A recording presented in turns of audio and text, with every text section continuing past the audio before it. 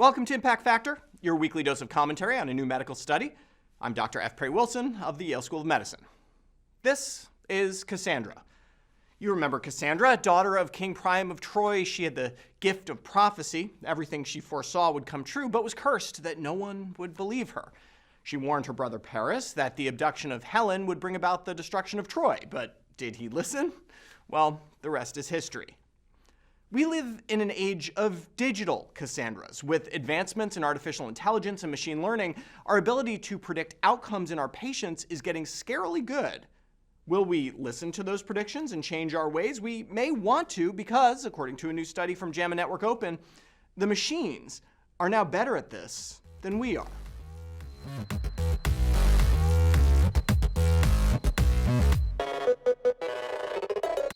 Metastatic cancer is a devastating diagnosis that comes with a lot of difficult decisions. Should we continue to the next line of chemotherapy, or go for a clinical trial, or aim for palliation? Informing all those decisions is a simple prediction based on a question every doctor has heard before. How much time do I have left? This is not a conversation any of us like to have with patients, but it is an important one. It's a conversation where honesty and accuracy are key. But by and large, doctors are overly optimistic when they try to predict the life expectancy of patients with advanced cancer and other serious diseases.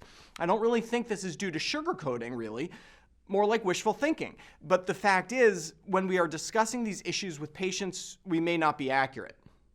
In the face of that inaccuracy, many of us default to agnosticism, the old "I don't have a crystal ball" trope. My impression is that patients don't like this very much. But what if you could have a crystal ball, or perhaps a silicon one? This is exactly what this paper promises. Briefly, researchers led by Dr. Finley Zachariah at City of Hope National Medical Center used data from nearly 30,000 patients with metastatic cancer to build a machine learning model that took in all sorts of clinical variables from lab values to ICD-9 codes to predict 3-month mortality.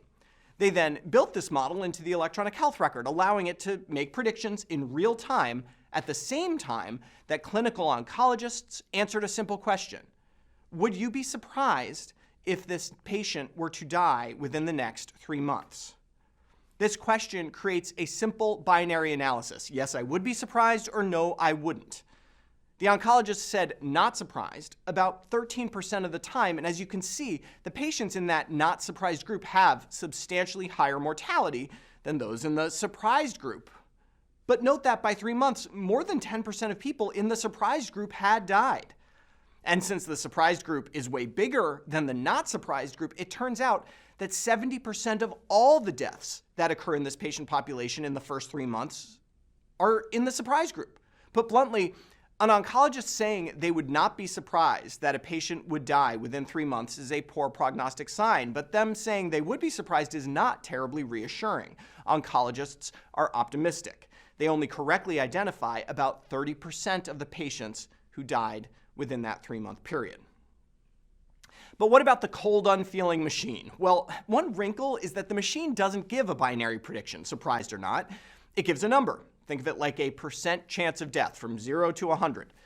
To level the playing field, the researchers picked a cut point of prediction that would also only identify 30% of the people who would die within a 3-month period. But what's interesting is that at that cut point, the people flagged as high risk of dying are much more likely to die. In other words, there are way fewer false positives. Putting it together, if an oncologist says he or she would not be surprised that a patient would die within 3 months, it's a poor prognostic sign. If the computer says so, it is an exceptionally poor prognostic sign. The computer prediction was artificially set so that it would miss 70% of the deaths just like an oncologist, but this is not totally necessary. Depending on where you set the cut point, you could capture more of the deaths with an increased risk of false positives or less of the deaths with a decreased risk of false positives, a relationship captured in this precision recall curve. And of course, with the computer model, you don't have to set a cut point at all. You could, in theory, tell a patient that they have a 65% chance of dying within 3 months, although I think the stark granularity of a prediction like that might be particularly distressing. In any case, the authors have fairly conclusively proven that the model performs better than a physician. And at the pace artificial intelligence is improving, the models will only get better. So, now what? What do we do with Cassandra's prediction? Well, multiple studies have shown that early referral to hospice actually extends the life of patients with metastatic cancer. Should models like this be used to target hospice services, or perhaps to flag patients who might do better with more therapy? Will physicians allow these models to override their own judgment? These questions represent the next frontier of AI in medicine. The predictions at this point are good. It's time to figure out whether we'll listen to them. For Medscape, I'm Perry Wilson.